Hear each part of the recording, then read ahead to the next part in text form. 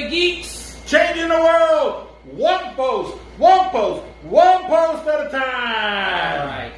So, I'm happy to be here. You happy to be here? I am happy to be here. Yes, and we're going to just hurt my hand. Essential movies for the Cinephile. This is our C.A.M.P.Y number 14. My name is Louis Matos. I am the Mustache, but for this month, I am Sledgehammer, the Noir. Private Eye. Yeah. Private Eye.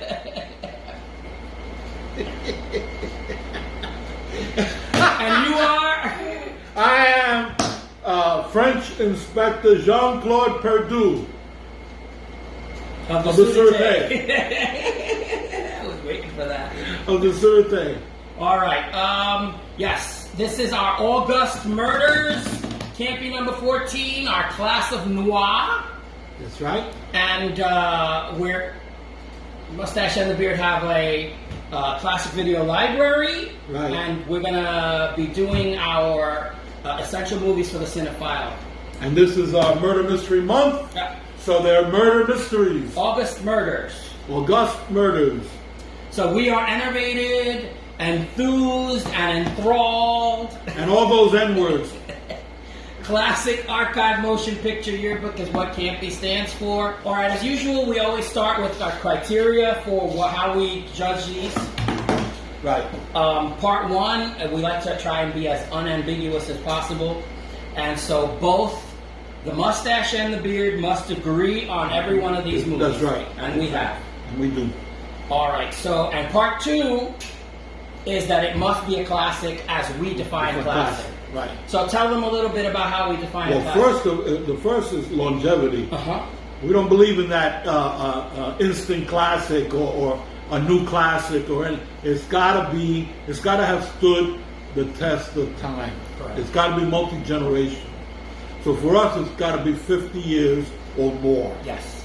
So we have chosen 50 years. So. Right, 50.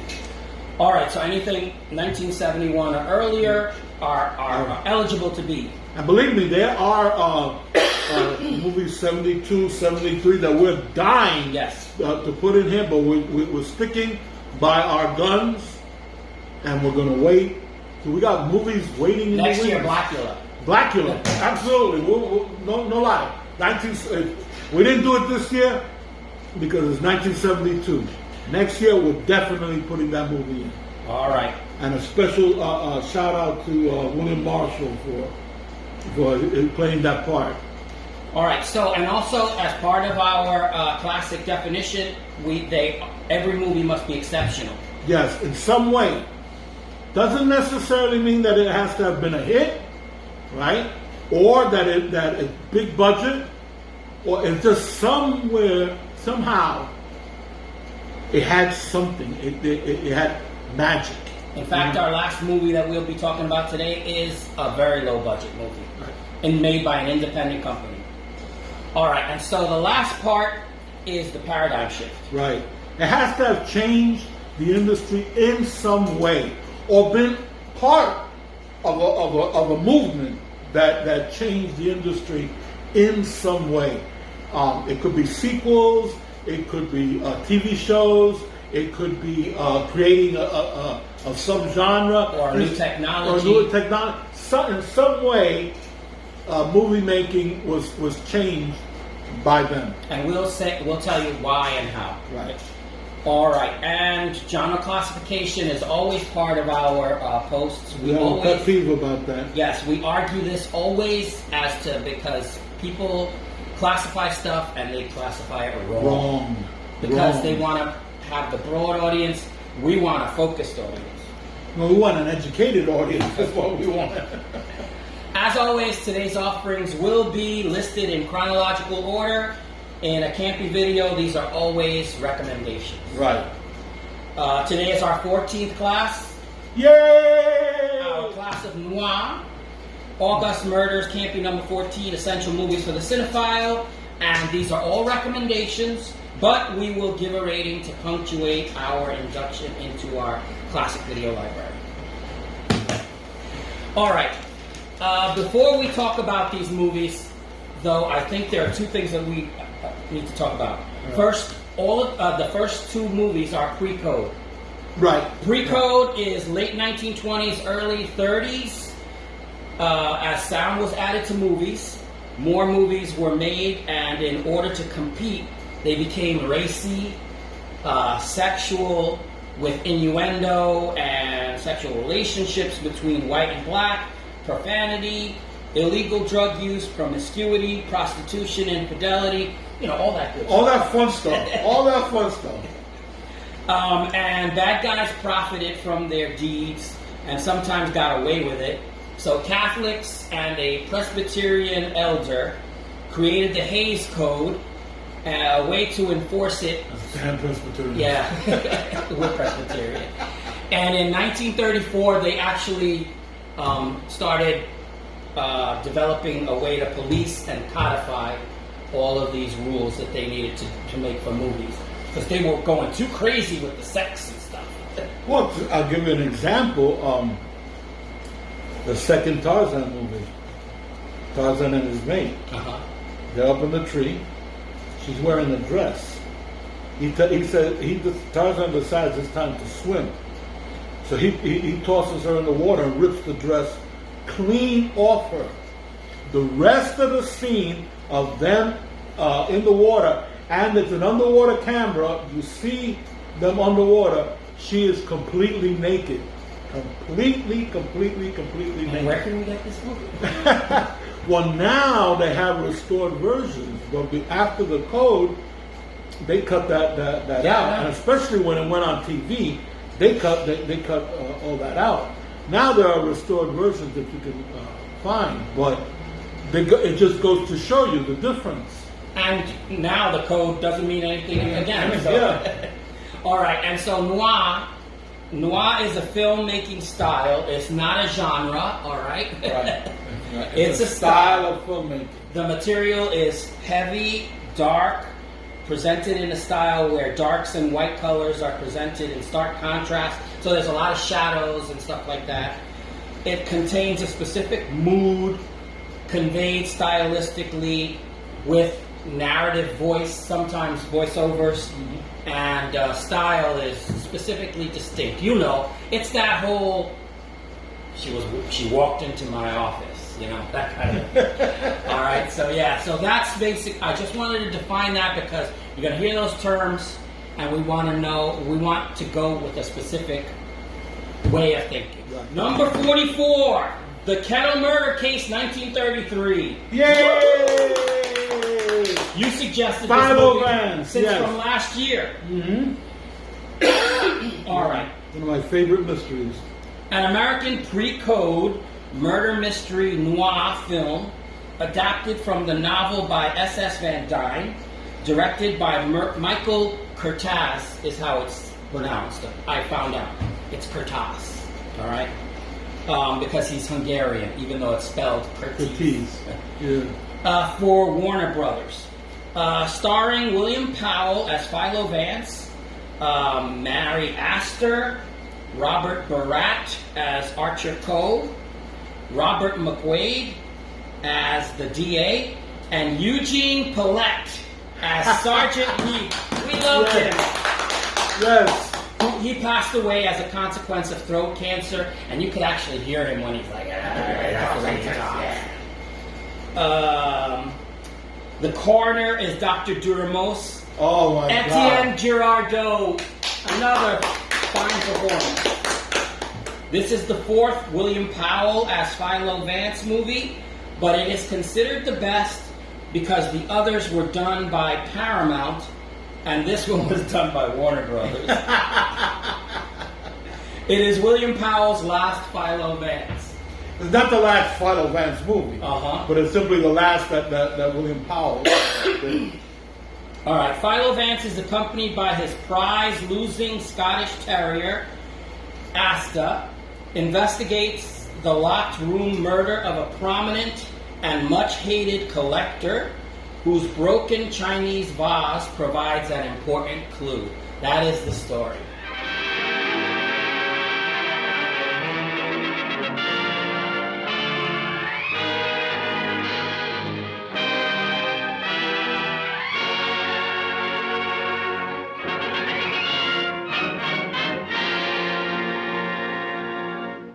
Markham, we're dealing with a shrewd brain. The technique of this crime was very cleverly worked out. But something went wrong. Why didn't you stay away from here? And leave you to face this thing alone? But you promised me last night you wouldn't come here. Won't you go, please? I can bluff it through. I don't want the police asking you questions. Go away from me, you.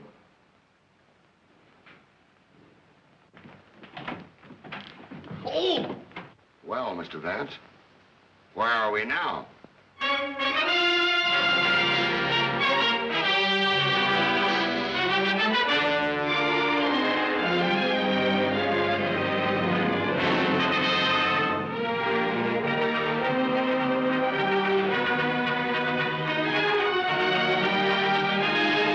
It's the most remarkable case in my experience.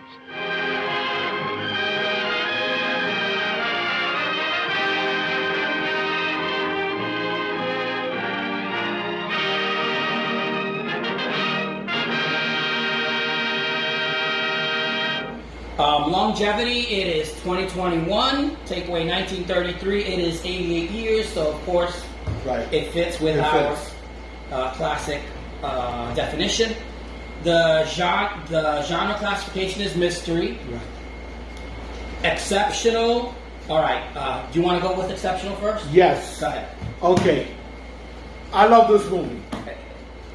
I find the Viola Vance character very interesting.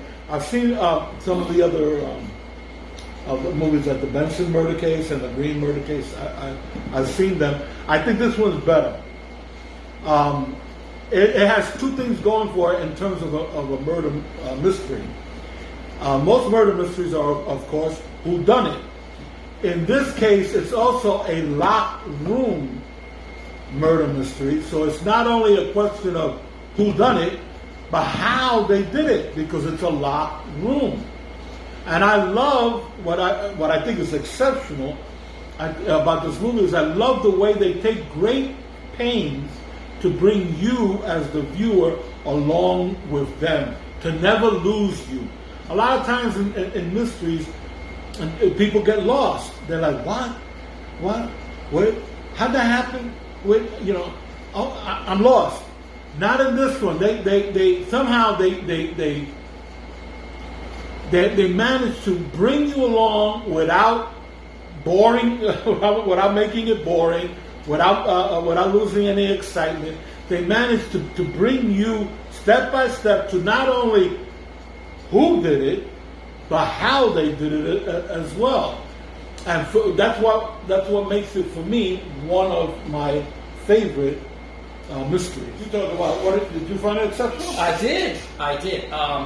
This is the only Philo Vance William Powell done by Warner Brothers, and Powell quit after they decided to do. Warner Brothers was going to do a Paramount altogether, and William Powell got a better job offer. Yeah. And so therefore he's no longer as part of this. But one of the reasons we chose this movie is the fact that the pacing is very well done. The Michael Curtis, we talked about his fades and opens. Right. It's just to pace the movie. When there was a lot of stuff that needed to be talked about, he cut and then opened up again. There's a specific point where I was telling you about where Philo Vance says, we got to take everybody's fingerprints. So they only show the first person. They show they fade, cut, and they show one person, the major one that is the red herring. They show him and the police officer take his finger, put it in ink, and fingerprint him. And then fade, go to the next suspect, and all they show is the suspect's face. And they show the police officer taking but they just show him the face, cut, fade, in. Right. And so for all the people, So it wasn't boring. no. So we get all, and you get to see all the suspects. These are all the suspects. Very well told story. So the dissolves and the wipes and the fades are very well done to keep pacing of this movie. This movie is 69 minutes long. An hour and 9 minutes. That's fantastic. And it's a great story. I didn't feel cheated at all. Yes. So yes, the whodunit, the explanation of the howdunit is shown via narration and action. So as Philo Vance is telling you how they did it, the film shows a body doing everything that he's saying that happened. So we don't see the face of the person. He said the person went down the stairs. So we see somebody going, but you see like the legs. You don't see who it is. Exactly. So the directing is fantastic.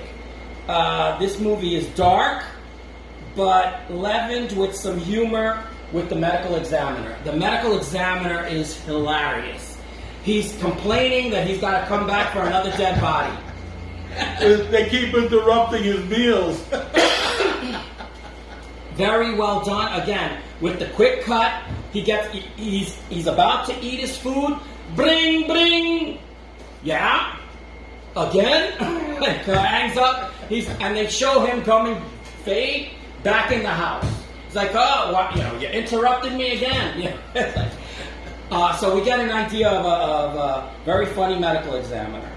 So I think this movie is exceptional in all those ways. Yes.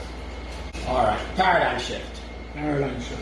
This one is a little more difficult in the fact that there've already been 3 movies before this. Right. It is the best of the Philo Vance movies. It is largely considered the best because, again, they had a different studio, and the studio took special care. And then after this, the Warner Brothers teamed up with Paramount to do the other movies, but Philo Vance William Powell had already bowed out. Right. So he's going to do another movie that we'll be talking about today. So it is the best of the Philo Vance remade. Oh, it was remade in 1940. This specific Philo Vance movie. Right. Yeah.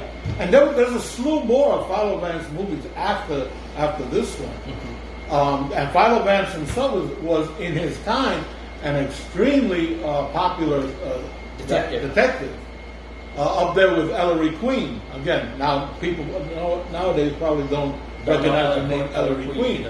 But back then it was a big name. And Philo Vance is also famous for being the first psychological detective. His thing was psychology, and he uses psychology to catch the murderers. In fact, in this movie, he insinuates himself into the plot because they believe a person committed suicide, and he says that psychologically it is impossible for that person to have committed suicide, therefore it has to be a murder, and he proves that it's a murder. Yeah, he was too conceited to commit suicide. So the point was that this is using psychology. Criminal psychology is pioneered by Philo Vance. All right. So those are the paradigm shifts. Ratings. You want to go into your rating? You ready? Yeah, I'm ready. Anything else you want to talk about there? No, that was it. A cute little dog. You want to? Well, no, I'm going to talk about that because in my rating I give a trigger warning. Okay. All right. So this is the Kennel Murder Case. I love this movie. I give it a 4.5 Grey Geeks. The only thing that I can say really is that I don't know if enough time was taken to care about the characters. You know, I mean, I get the impression you're supposed to feel sympathy for the niece, right? And I didn't really, I didn't really. Yeah, there's none of the characters other than the sergeant that you kind of feel for, or the medical examiner for his being interrupted. But there was no save the cat. There was no save the cat. Correct. There's no falling in love with. So for that reason, I'm taking off half a Grey Geek, and I'm giving it 4.5 Grey Geek. Great. How about you? For me, I give it 4.5 Grey Geeks. And that's because there's a trigger warning. I would give a trigger warning for everyone that is a lover of dogs. In this movie, there is animal cruelty, there is a dead dog, but the dog gets the final say.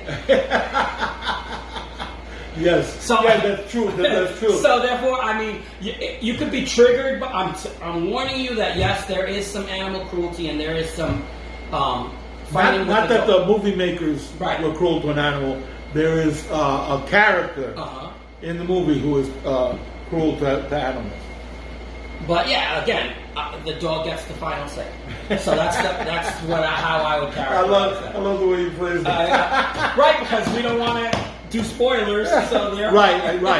Because we actually want you to go watch this movie. I think you'd enjoy this as usual. When we do our induction, it is great with great pride and respect that we, the Mustache and the Beard, induct the Kennel Murder Case, 1933, as our movie number 44 into the Mustache and the Beard's Classic Video Library, Classic Archived Motion Picture Yearbook.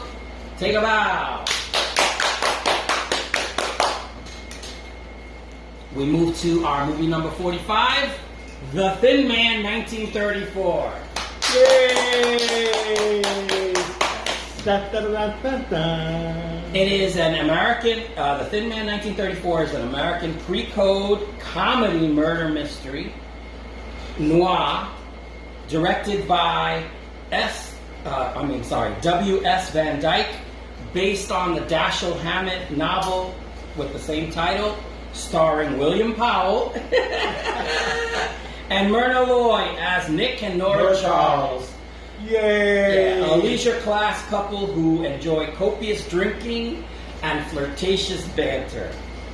Gotta love it.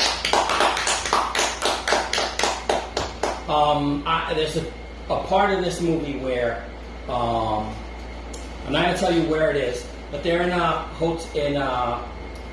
a train, and the other couple is gonna honeymoon, and they've been eating dinner, and then, William Powell stands up and he goes, "Okay, I think that's enough. We're going to let you guys get to it, and we're going to go to our car." And they move out, and the young couple who's on their honeymoon says, "Oh, I'm glad. I thought they'd never shut up." And they go, and so now they cut to Nora and Nick Charles in their car, and in those cars there's two beds. Right, it's bunk beds. And so Nora goes, "Okay, give me Asta," and the dog. the dog, and Nick goes, "No." He puts the dog on the top bunk, and he goes, "I'm going to be down here." And then they cut to the dog, and the dog is looking at him. Exactly. He's embarrassed. So there was more than the honeymoon couple that was getting down. So absolutely, that is key to what is so great about the Thin Man movies. Yeah. Even though the Thin Man is supposed to be the bad guy. No, the victim. The victim, right. The victim. So it's just, these movies had a charm all themselves. Heart. And Myrna Loy and William Powell together, their chemistry is fantastic. Magic. All right. This movie is produced by Metro-Goldwyn-Mayer. Former Detective Nick Charles and his wealthy wife Nora investigate a murder case, mostly for the fun of it. The dog Asta is in this movie as well as the other movie. It's a different dog, but they're always named Asta. Other cast members: Maureen O'Sullivan, Nat Pendleton, which is in the other Thin Man movies, Minna Gombell, Porter Hall, Henry Wadsworth, William Henry, and lest I forget, Cesar Romero. The Joker! Very young. You see how young he was? Very young. Yes, all right. So, What happened if it isn't Philo Vance? I beg your pardon? Who said that? I haven't seen you since you solved the Kennel Murder Case. How are you? Well, for the love of... Nick Charles, what are you doing up there? Impersonating a book cover? Shh. I'm working on a case. Don't tell me you've gone back to detective work. I thought you had turned respectable. Didn't you get married? Oh, didn't I? Vance, I married a girl in a million. I heard it was a girl with a million. Well, same thing. I've become a California gentleman. I never heard of such a thing. What are you doing here in New York? Well, it seems that Clark Gable is making some personal appearances here, which interests my wife. And there's a very good bar at the Ritz, which is all right with me. So we popped into town to play. But would you believe it?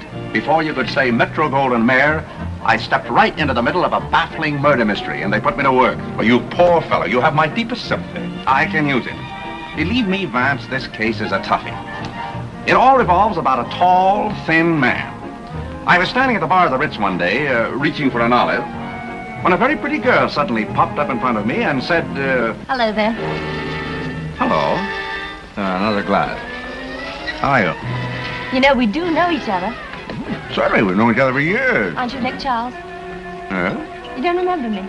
I'm Dorothy Wynant. How is your father? Oh, that's what I came to ask you. He's disappeared. Chris, what are you going to do? That's what I said I'd do. Chris, you wouldn't do that. Nicky. Automatically... Nicky, put Asta in here with me tonight. Oh, yeah?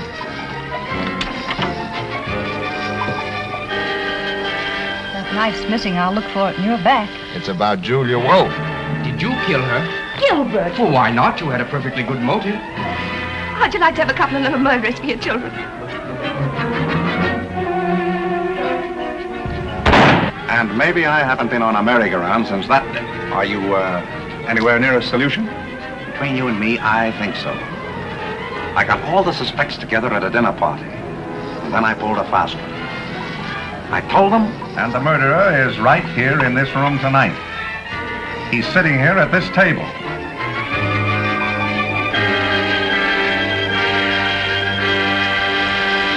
Are you sure that the murderer is one of that group? Not absolutely. But I know where to find out. Where? Right in there. Now you watch me. I'm going to dissolve slowly into this book. And if you'll stand by, I'll give you the answer.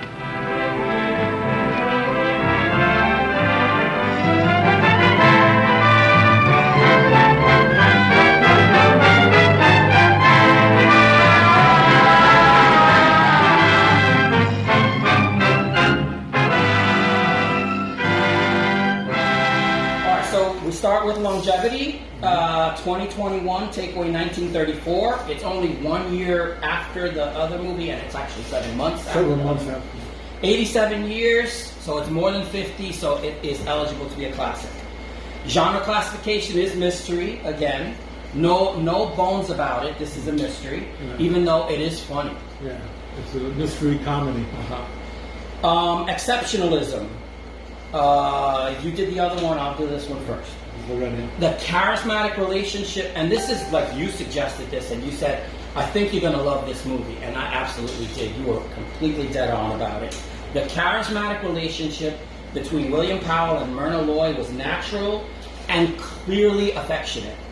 The repartee, some of it was unscripted, but they were allowed to ad-lib some of their flirtatious speak. The movie received an Academy Award nomination for Best Picture, so it is objectively a great movie, even though they didn't win. In 1997, the National Film Registry selected the film as deemed culturally, historically, or aesthetically significant. And it is. And it is. They even, okay, so yeah, so I'll stop there and you can take the reins of exceptionalism. It is, there are times when a movie is made and it's lightning in a bottle. This is one of those times. Perfect casting. William Powell is perfect as Nick Charles. Myrna Loy is perfect as Nora, and they are perfect together. And they know that they are perfect together. So that they're not only are their performances in sync, but they're so obviously comfortable around each other. No, there's never an instance where one is trying to upstage the other. If anything, they're trying to be as generous with their partner as they can, and it comes across on the screen. It is one of those few movies where you actually feel like you're watching real people, not watching a movie, because so much of it is ad-libbed and so much of it is spontaneous that in effect you are watching real people. So I can't praise this movie enough. And obviously, everybody must feel the same way I do. You hear the accolades it's got and how many sequels were made.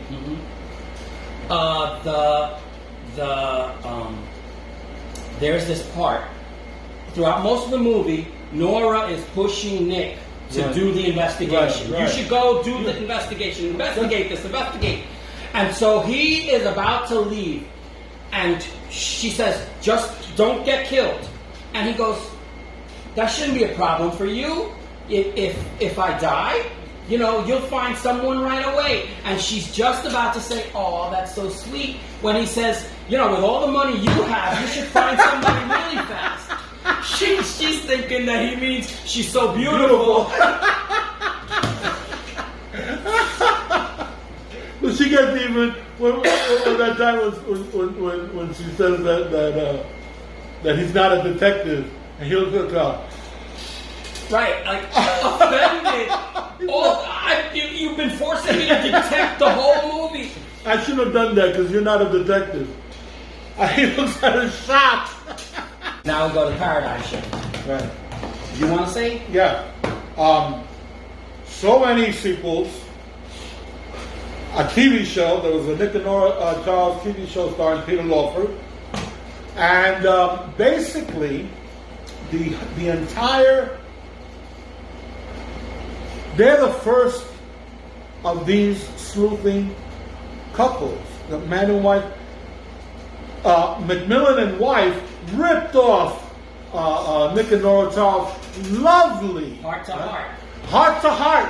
Ripped them off. Look, down to the dog. The dog in Heart to Heart.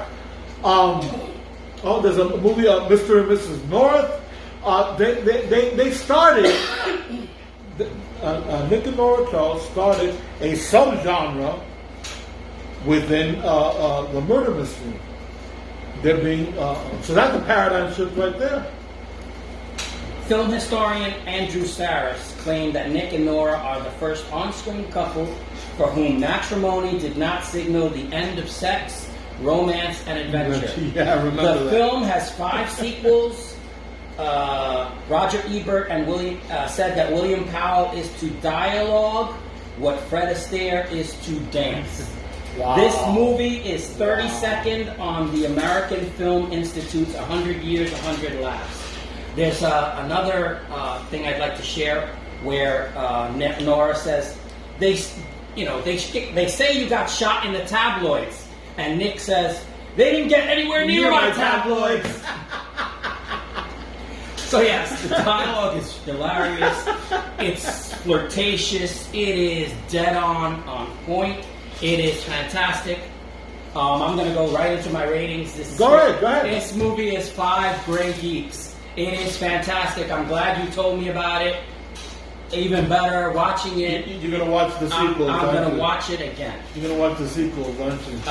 If I can get a chance to, yes, absolutely. Yeah. Love this movie.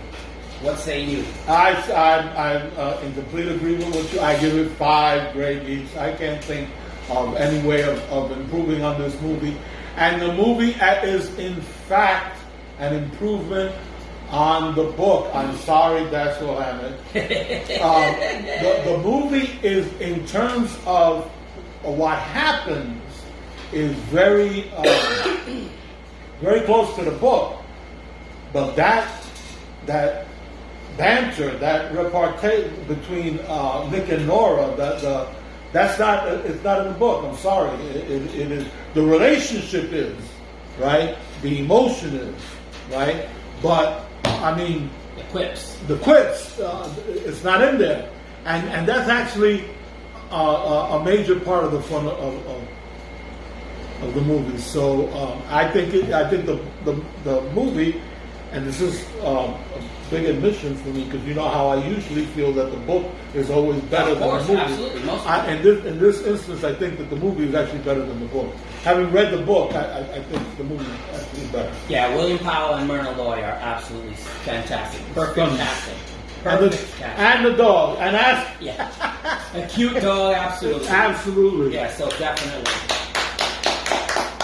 All right, so it is with great pride and respect that we induct The Thin Man, 1934, as our movie number 45 into the Mustache and the Beard's Classic Video Library, Classic Archived Motion Picture Yearbook. Take a bow! You deserve it. Good choice. And last but not least. Yes, moving right along, it is number 46, Mr. Wong, Detective, 1938. Excellent movie. And it's not with William Powell. Okay, this is Mr. Wong Detective is an American noir mystery crime film directed by William Nye, starring Boris Karloff in his first appearance as Mr. Wong. James Lee Wong. Written by Hugh Wiley and Houston Branch. This is produced by Monogram Pictures and Independent Company. So this is a low-budget movie. Mr. Wong is a fictional Chinese-American detective created by Hugh Wiley and appeared in 20 magazine short stories, Collier's magazine, and a series of 6 films. He is described as 6 feet tall, educated at Oxford. In the book it says Yale, but in the movie it's Oxford, and an agent of the U.S. Treasury, which he isn't in this movie either. All right, so Grant Withers played Mr. Wong's friend, Police Captain Street, which was Wong's connection and access to the police and crime scenes. You need to have that connection. Who's going to let you get into to witness the crime scene? Right. Sherlock Holmes has an Inspector Lestrade. Every one of these has some friend on the police department. In this movie, Mr. Wong is invited into the movie when John Hamilton, his character, says, I'm going to be killed. Somebody's trying to kill me. And when a chemical manufacturer is killed after asking Detective James Wong to help him, Wong investigates this and 2 subsequent murders. He uncovers an international spy ring, hoping to steal the formula for a poison gas. At least the spy ring is hoping to do that. John Hamilton, when I saw him immediately, I was like, Perry White! Perry White!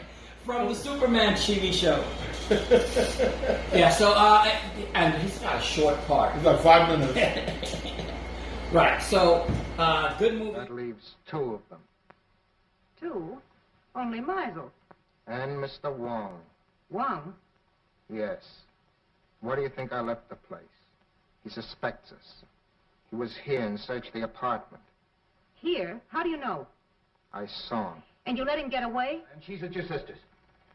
You want the name of the murderer? Yes, Carl, yes. You must be very careful. Take no chances. He's a very cunning and desperate man.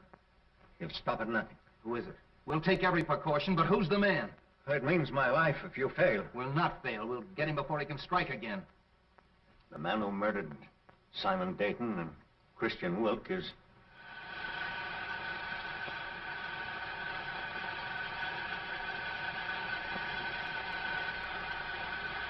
I am positive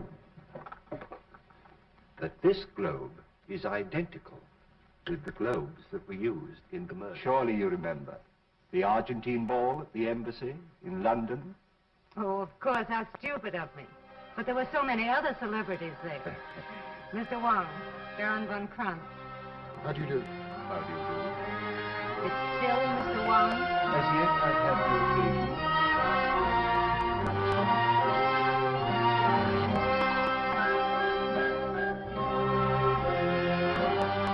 Longevity, 2021, takeaway 1938. It's 83 years. All of these movies are pretty old, and they are classic, eligible to be classic by our definition, longer than 50 years. And genre classification, it is a mystery. Exceptional. Do you want to say what you think is exceptional about this movie?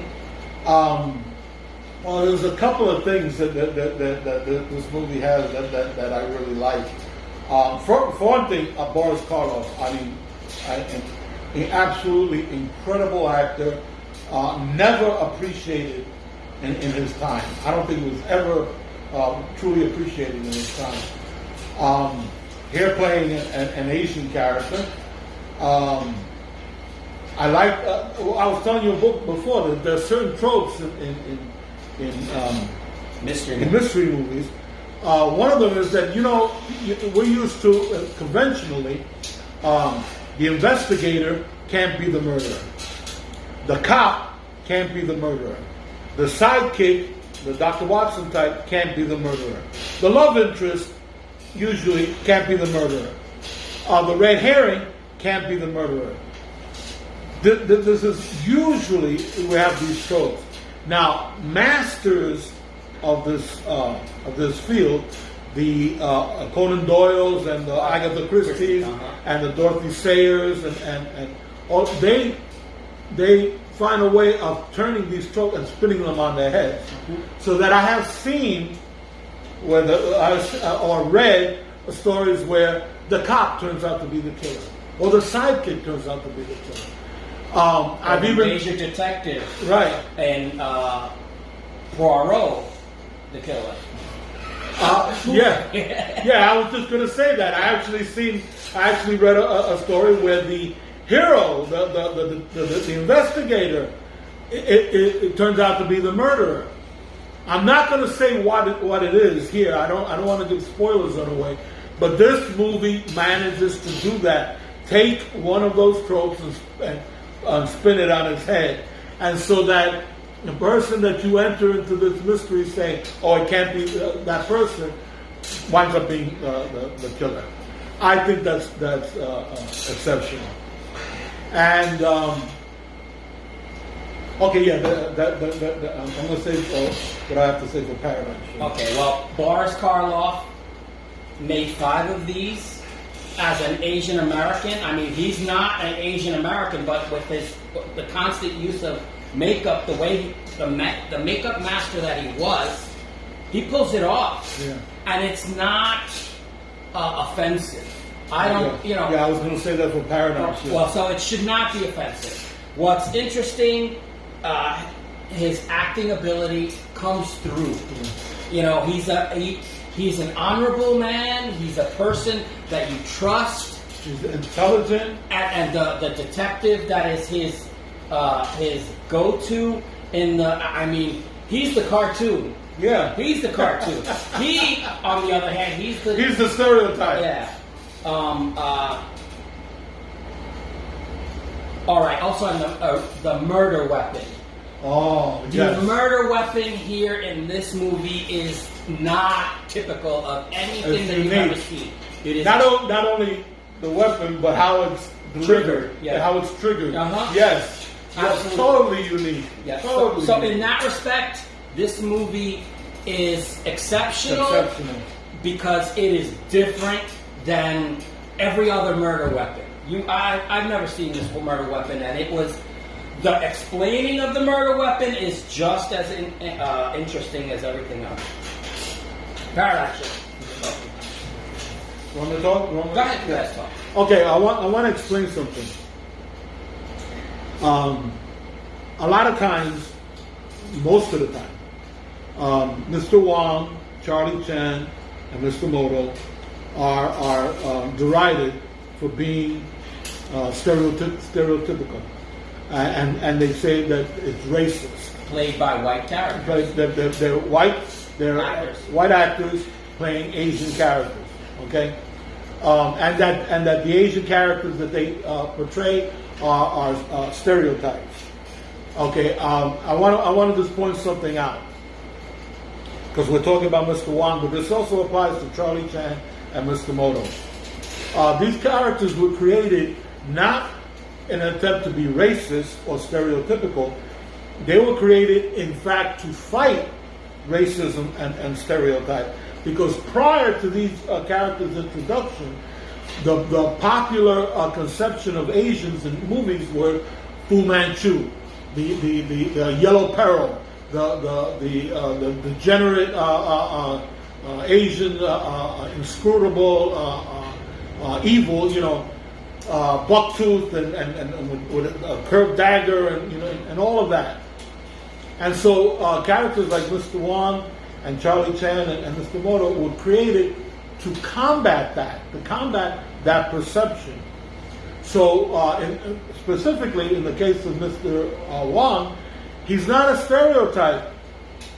He can't be a stereotype if he's the type.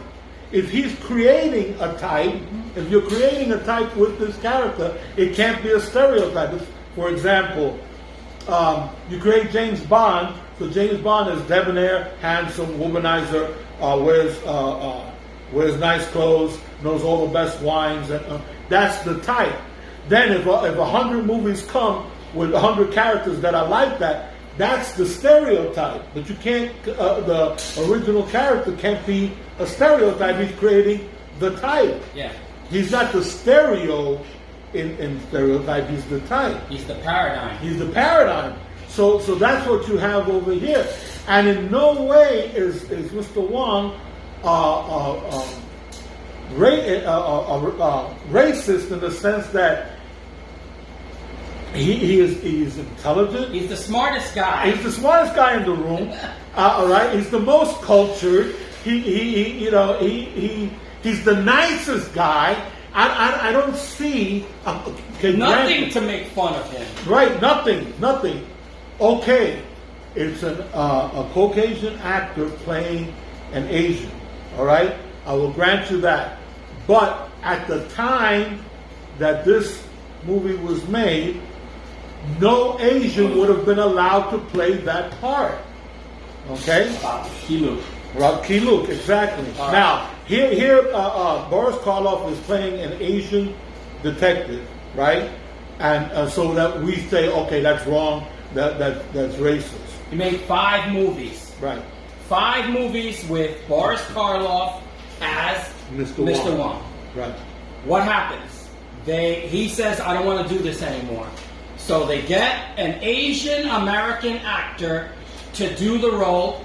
They offer him a 4-film deal. And this is Key Luke, which if you recognize the name, he's one of the Shaolin monks from the old TV show Kung Fu.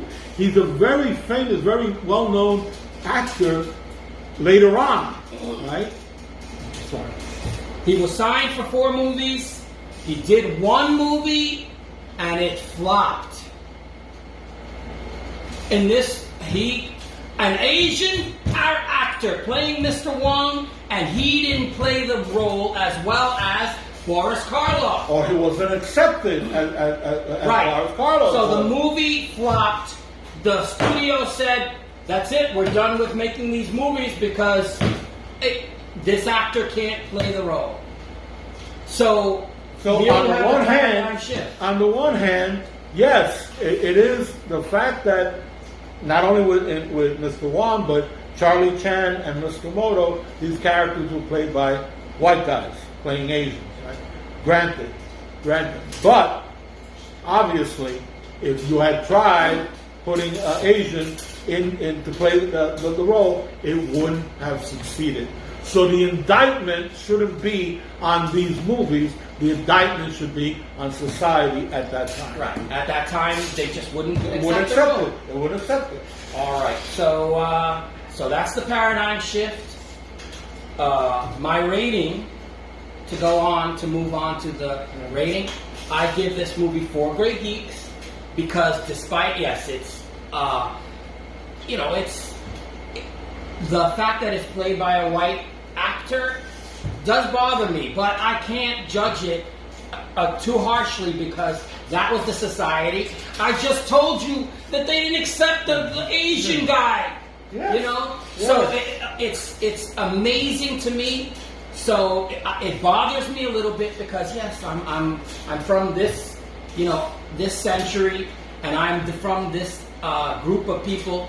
But I believe that, I think nowadays it would be much more acceptable. In fact, there's a web series called Mr. Wong, not the same character at all. It's about a butler, but I looked it up and it's doing pretty well. So I'm like, okay, well, it shows you what was acceptable nowadays as compared to back then. What say you as well? I agree. For great geeks. I love the movie. Mm-hmm. I love Boris Karloff. I think that the movie has misses the mark in some instances. There's a wonderful character, the secretary, that's the detective's girlfriend.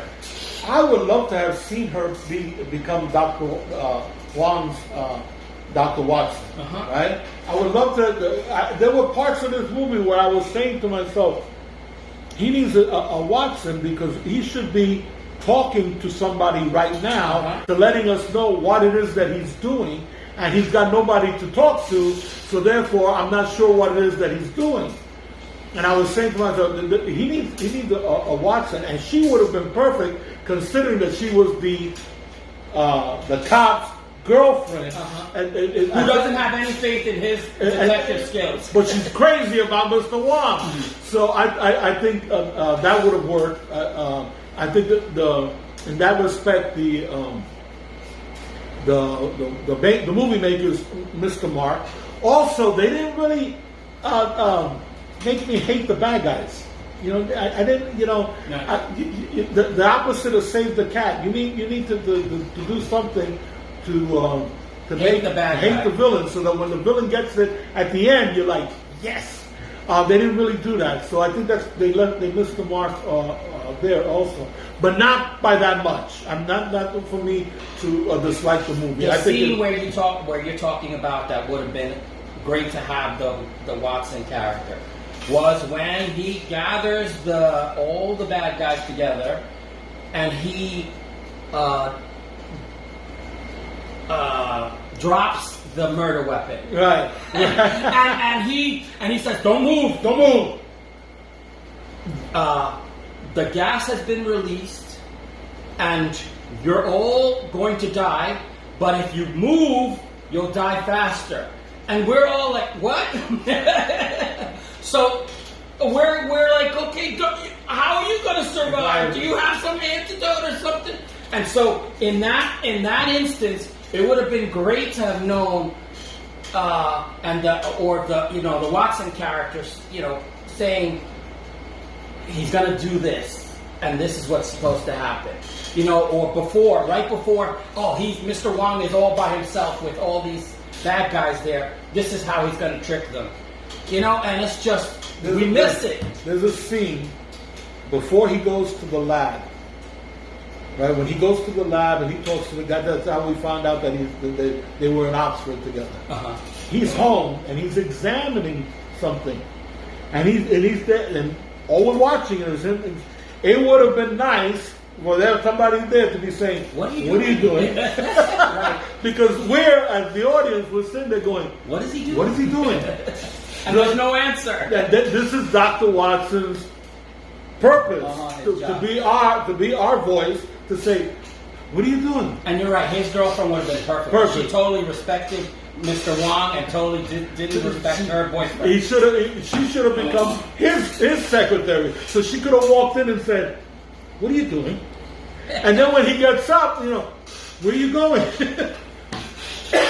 But other than that's I'm quibbling. Yes. Other than that, still a great movie. Fantastic. It is with great pride and respect that we induct Mr. Wong, Detective, 1938, as our movie number 46 into the Mustache and the Beard's Classic Video Library, Classic Archived Motion Picture Yearbook.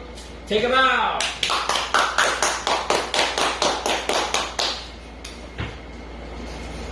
I'm glad I picked this one. So we've come to the part of the program, of our video. As always, we get to the close of it. And I usually ask you for a wise missive, but you can't get into your wife's Mrs. file. So with that having been said, my laptop went to Bluey again. Third time. Alrighty, so so if you've enjoyed anything of what you've seen today, we say please press the like button. Yes. If you have not subscribed and you think you might like our content, and why wouldn't you? We're gorgeous. We joke a lot and we pay homage to movies that are fantastic. From that, a lot of the people in our age group might like, but younger people don't even know these movies. Right. So hopefully you've enjoyed what we talked about, and please watch these movies. You'll at least some of you will enjoy them. No, you'll enjoy them. You'll enjoy them. So as usual, I say thank you for watching. Please be kind to each other. Take care of each other. Mask up.